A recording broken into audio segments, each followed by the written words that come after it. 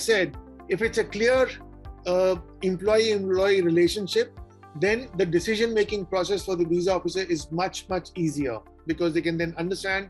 But when we talk about, the consultant, the vendor, and the end client, so that's where the situation becomes a little tricky, that the officer is not able to understand who is that you're reporting to. And until the officer is convinced that, there's a client letter which talks about a clear indication of the project, the SOW or MSA may not help. There has to be a client letter. It is very important for the officer to understand. That's the reason he's asking you for that.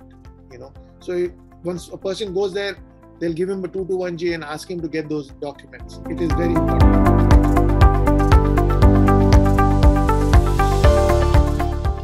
The visa officer doesn't know all these things, right?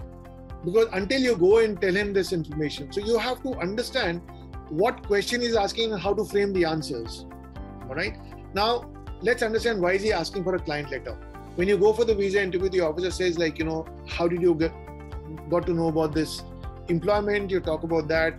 How many employees are working there? Are you going to work for this company? You voluntarily mention, no, sir, I've been working for this company, but at the client side. So that's where this thing comes in.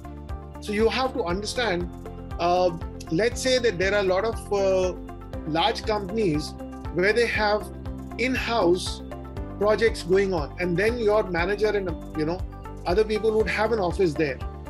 So that's where you don't need a client letter. Client letter would be only required to prove that there's a legitimate contract which is going in between the employer and the client, and what are your roles, where you fit in, and after that, who's supervising you. So that's the reason a client letter is required.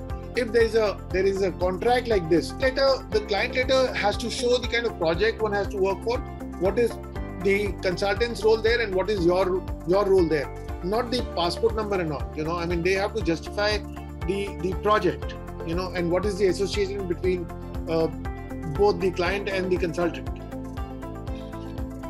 And if you're working for the client, then of course, the client would give information that, Mr. So-and-so is handling these kind of projects, not your passport number, but your job description and what roles are you holding, and what is the contract between the client and your employer. That has to be very, very clearly defined.